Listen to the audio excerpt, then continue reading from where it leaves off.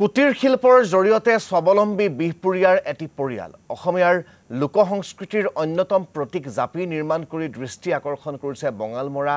grazing মাধৱপুৰৰ Arun Bora আৰু ৰঞ্জন বৰাই জাপিৰ লগতে ডলা কুলা চালনী আদি প্ৰস্তুত কৰি 15জনীয়া এটি বৃহৎ পৰিয়াল পোহপাল দি আহিছে হাতী উঠৰ ভাতৃদ্বয়ে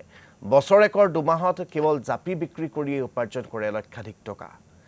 এই সন্দৰ্ভত আমাক সবিশেষ জনাব জগত বৰাই অসমৰ লোকসংস্কৃতিৰ অন্যতম পৰিচয় জাপি আৰু এই জাপি নিৰ্মাণৰ জৰিয়তে স্বাৱলম্বী হৈছে বিহপুৰীয়াৰ বঙালমৰা গেজিং মাধৱপুৰৰ অৰুণ বৰাৰ পৰিয়াল মই সহযোগী দেখুৱাবলৈ জনাম যিহেতু বাৰিষা সমাগত আৰু বাৰিষাৰ পূৰ্বে চহা কৃষকৰ অত্যন্ত আপোন এই জাপি প্ৰস্তুতত ব্যস্ত হৈ পৰিছে অৰুণ বৰাৰ পৰিয়াল তেখেত 15জনীয়া এটা বৃহৎ পৰিয়াল জাপি নিৰ্মাণৰ জৰিয়তে তেওঁলোকে চলি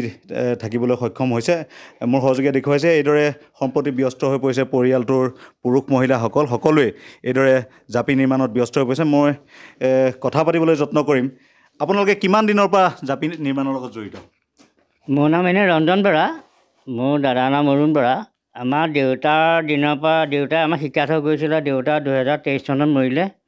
তাৰপিছত আমি জাপি সাজি দেউতাই কৈ থৈ গ'ল যে তহঁতৰ ভৱিষ্যতবিলাক চাকৰি বাকৰি নহ'লেও এনেকৈ কৰি খাই থাকিব পাৰিবি আৰু ভৱিষ্যত পৰিয়ালটো অকণমান টনকিয়াল কৰিব পাৰিবি সেইমতে দেউতাৰ কথা শুনি আমি 15জনীয়া দলটো মানে বোৱাৰী ছোৱালী নাতি নোতালৈকে আমিও শিকাইছোঁ আৰু তেওঁলোকৰ ভৱিষ্যত আমি মৰি গ'লেও যাতে অসমীয়া যিটো কুটীৰ শিল্প হেৰাই নাযায় সেইকাৰণে আমি নাতিবিলাককো শিকাইছোঁ আৰু সেইকাৰণে আমি সকলোৱে মিলি এই কাম কৰি জাপি বনাই আৰু বিভিন্ন ধৰণৰ আমি কাম কৰোঁ ডলা চালনী কুলা এইবিলাকো বেচোঁ আৰু সেইবিলাক বেছি আমি পৰিয়াল চলাইছোঁ আৰু তেনেকৈ কৰি মেলি আমি পোহপালন দিছোঁ আৰু কেতিয়াবা টানো হয় যদি পাৰে চৰকাৰে কিবা এটা সুবিধা যদি দিব পাৰে তেতিয়া সুবিধাটো ল'বৰ কাৰণেও আমি প্ৰস্তুত আছোঁ আৰু চৰকাৰে যদি কিবা এটা দিয়ে আগবঢ়ায় তেতিয়া আমি ইয়াতকৈ ডাঙৰ কাম কৰিম বুলি ভাবিছোঁ মন কৰিবলগীয়া কথাটো হ'ল যে কুটীৰ শিল্পৰ জৰিয়তে স্বাৱলম্বী হৈছে ৰঞ্জন বৰা আৰু অৰুণ বৰাৰ এই যৌথ পৰিয়ালটো আৰু 15জনীয়া পৰিয়ালটো ইতিমধ্যে কুটীৰ শিল্পৰ জৰিয়তে তেওঁলোকে পোহপাল দিবলৈ সক্ষম হৈছে আপোনালোকে চৰকাৰী কিবা সা সুবিধা পায় নে নাপায় বৰ্তমানলৈকে একো সুবিধা নাই অৰুণোদয় আঁচনি চৰকাৰে দিছে কৃষকৰ দিছে কিন্তু আমাৰ কোনো ফালৰ পৰা আমাৰ এতিয়ালৈকে বৰ্তমানলৈকে কোনো আঁচনি অন্তৰ্ভুক্ত আমাৰ পৰিয়ালটো হোৱা নাই গতিকে যদি চৰকাৰে আমাৰ প্ৰতি সদায় হয় গতিকে এই কৃষকৰ অৰুণোদয় এই আঁচনি অন্তৰ্ভুক্ত কৰিবৰ কাৰণে মই অনুৰোধ জনালোঁ এইবাৰ জাপি কিমান প্ৰস্তুত কৰিলে জাপি এইবাৰ মই 900 বনালোঁ 900 এতিয়ালৈকে মই 600মান ইতিমধ্যে বিক্ৰী হৈ গ'ল আৰু 300মান জাপি আছে 100মান জাপি চাই থোৱা আছে চাৱনি কৰা আছে আৰু 200মান চাৱনি কৰিম অহা সপ্তাহত সম্পূৰ্ণ আদায় হৈ যাব ক'ত ক'ত বিক্ৰী কৰে জাপি এই জাপি 3-4খন বজাৰ যাওঁ গহপুৰ যায় তাৰপৰা নাৰায়ণপুৰ যায় শুকুৰবৰীয়া যায় হাৰমতি যায় আৰু কিছু